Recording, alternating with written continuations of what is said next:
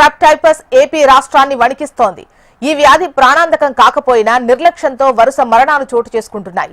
శరీరంపై ఏదైనా కీటకం కుడితే ఏమవుతుందిలే అని అనుకుంటే నిండు ప్రాణం గాల్లో కలిసిపోతుంది.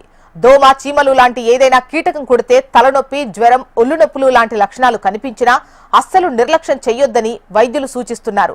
తప్పకుండా డాక్టర్స్ ను సంప్రదించాలి, మాత్రలు వాడి ప్రాణాల మీదకు తెచ్చుకోవద్దని సూచిస్తున్నారు. రాష్ట్రంలో స్క్రబ్ టైఫస్ కేసులు గత కొన్నేళ్లుగా వెలుగు చూస్తున్నాయి. ప్రస్తుతం వరుస మరణాలు ప్రజలను భయాందోళనకు గురిచేస్తున్నాయి. నల్లి వంటి ఈ చిన్న కీటకం కరవడం వల్ల ప్రాణాలు పోయే ప్రమాదం పొంచి ఉందని, స్క్రబ్ టైఫస్ కీటకాల తాకిడి ఆగస్టు నుంచి ఫిబ్రవరి వరకు వాటికి అనుకూల వాతావరణం కావడంతో వ్యాధి బారిన పడకుండా అప్రమత్తంగా ఉండాలని ప్రభుత్వం సూచిస్తోంది. గత నెలలో విజయనగరం జిల్లాకు చెందిన రాజేశ్వరి స్క్రబ్ టైఫస్ లక్షణాల బారిన పడి తీవ్ర శ్వాసకోశ సమస్యలతో చనిపోయినట్టు వైద్యులు నిర్ధారించారు.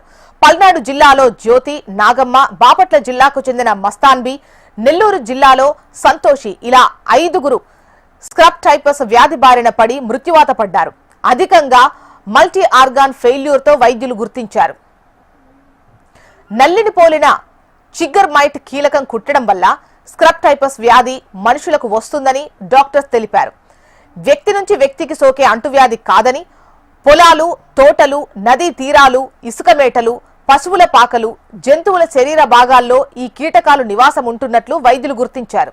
ఈ కీటకం కాటు వేస్తే నల్లని మచ్చలా ఏర్పడి దద్దుర్లు, జీర్ణ, శ్వాసకోశ సమస్యలు, నీరసం, జ్వరం, వణుకు, తలనొప్పి, ఒళ్ళు నొప్పులు వస్తాయని, సకాలంలో వైద్యం అందకపోతే ఊపిరితిత్తుల ఇన్ఫెక్షన్, మెదడు, కిడ్నీ, శరీరంలోని ఇతర భాగాల పనితీరుపై ప్రభావం చూపి కోమాలోకి వెళ్లిపోయే ప్రమాదం ఉందని వైద్యులు తెలిపారు.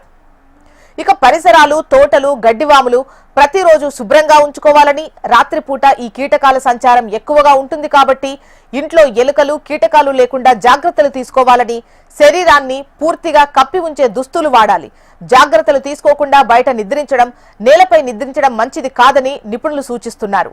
ఇక స్క్రబ్ టైఫస్ వ్యాధి పిల్లలపై ఎక్కువ ప్రభావం చూపే ప్రమాదం ఉంది కాబట్టి తల్లిదండ్రులు పిల్లల పట్ల అధిక శ్రద్ధ తీసుకోవాలని డాక్టర్ సూచిస్తున్నారు. తాజా పరిస్థితిపై వైద్యారోగ్య శాఖ అప్రమత్తమైంది. ఈ వ్యాధిని మొదటి దశలో గుర్తించి సరైన వైద్యంతో కట్టడి చేయొచ్చని వైద్య నిపుణులు సూచిస్తున్నారు.